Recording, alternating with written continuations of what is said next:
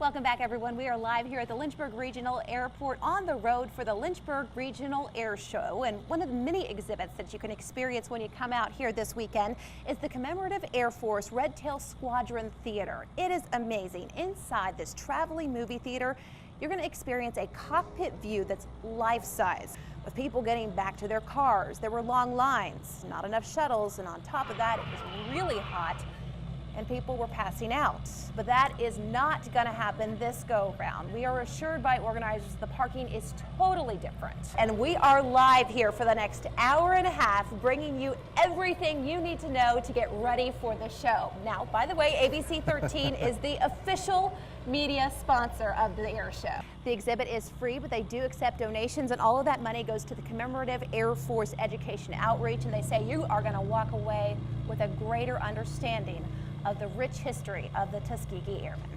Good evening, live from Longwood University here in Farmville for the first vice presidential debate. Lots and lots of history in Farmville. All right, let's talk about where the candidates will be watching tonight's VP debate. We're told that Donald Trump is going to watch the debate from Trump International Hotel in Las Vegas, and Hillary Clinton will watch from her home in Chippewa, New York. Do you think they'll be tweeting? We'll have to be watching that for you all night long. And we will, of course. Several agencies have been here on campus, including the Secret Service, to help keep everyone safe. ABC 13's Suri Crow is live on campus right now with more on that. We are back live here on the campus of Longwood University tonight, looking ahead to the vice presidential debate this evening, and I am joined by one of the great governors of Virginia, Jim Gilmore. Thank you so much for being with us. Thank you, Dana. Let's talk strategy for tonight for Pence. What does he need to focus on? Because I feel like the focus has been shifted quite a bit between tweets and taxes for the campaign. Well, I think that he needs a hot ticket item. A local pharmacist says he's found a way to save people hundreds on these expensive EpiPens.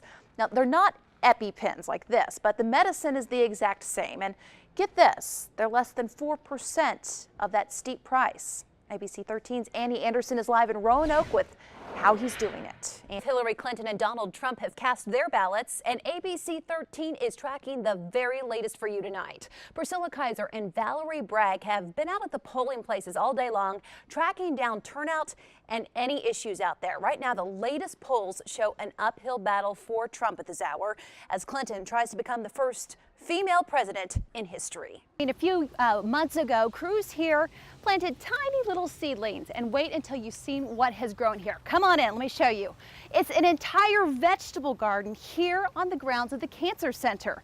Each vegetable helping patients fight cancer one meal at a time. Loved meeting Doug. I do want to show you a special design here in the garden.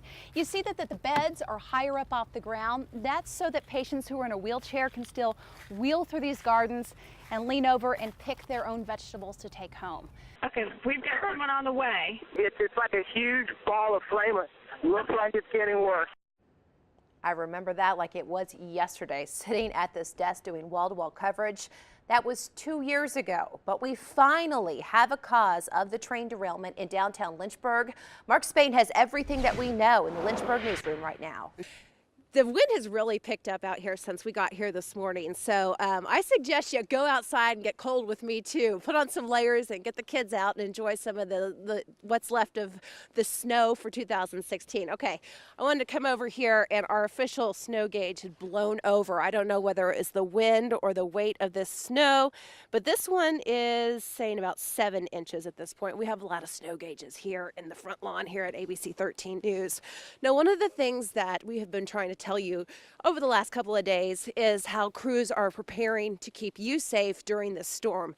And one of those people that has helped us out is Gary Rokes, the Amherst County Public Safety Director. And we wanted to talk a little bit about staffing leading up to today and what's going on to keep people safe. When the snow started falling, my kids wanted to put on all of their snow gear that's been in the closet for the last year and get out and play in the stuff. Dabney is only 1 at this point, so she lasted about 5 minutes. Mac is 2.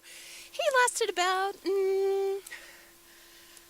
6 minutes. And Luke, my oldest, is 6. He did some sledding. He lasted probably about 20 minutes out there. They're very excited when I get home to get out there and do a lot more of that playing in the snow. And you have been sending us some great pictures of you, your kids, and the dogs and the cats, the cattle at your farm enjoying the snow as well.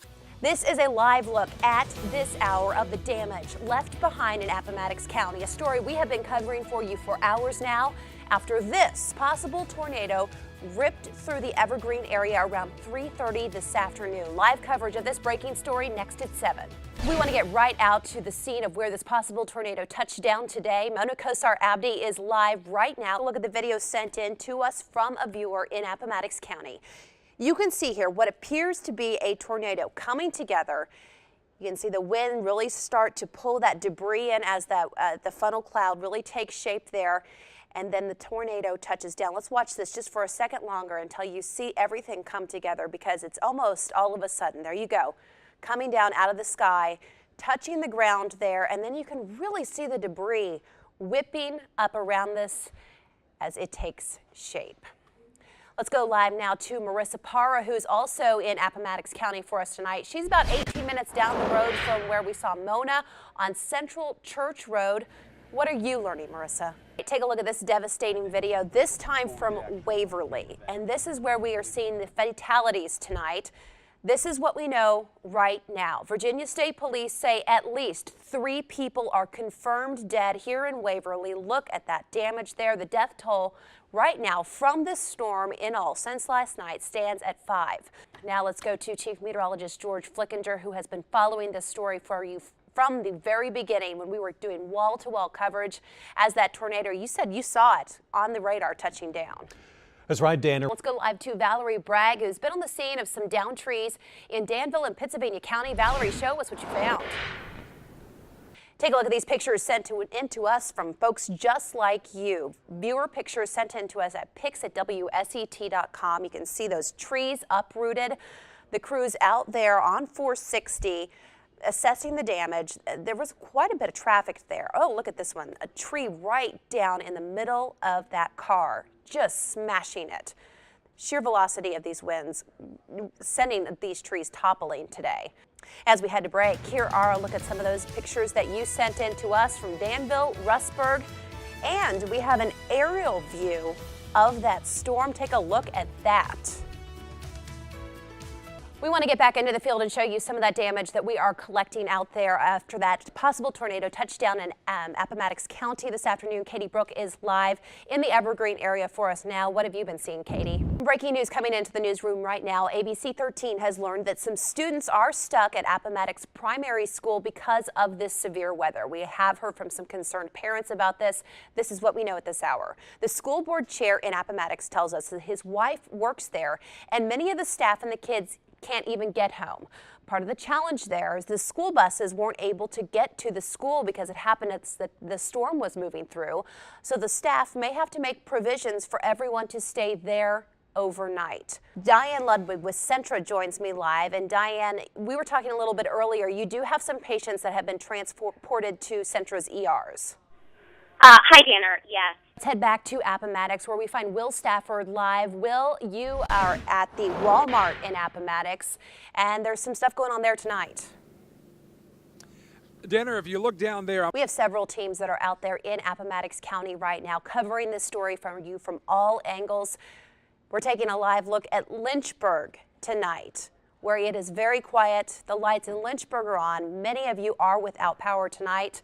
George is back with the last look at the forecast. More at 11 on that storm damage. We are out there on the scene there in Appomattox County, and we'll bring the very latest to you at 11 there too. Yeah, we're going to be seeing more pictures. I want to reiterate that. A lot of people worried about those strong storms. We the severe are weather is fine gone. for tonight. All right. Yes. Have a great night, everyone. See you at 11. We have a little over 2 million people here in the U.S. addicted to pain medication. That's according to the latest stats from 2012. Now, many of those people are women in their childbearing years. Your neighbor, your friend, the woman behind you in the carpool line. Quite frankly, those pregnant, addicted women whose numbers are growing have had very few resources here in our community, and their babies are paying the price. I've watched my grandmother struggle with it, and now in recent years, my own mother. that shake that makes everyday tasks, cooking, pouring, threading a needle, very hard. And many who have essential tremor can't do those things at all. But doctors in our own backyard have found non-invasive ways to treat it. I met one young man and his grandfather searching for options, and they found a miracle at UVA.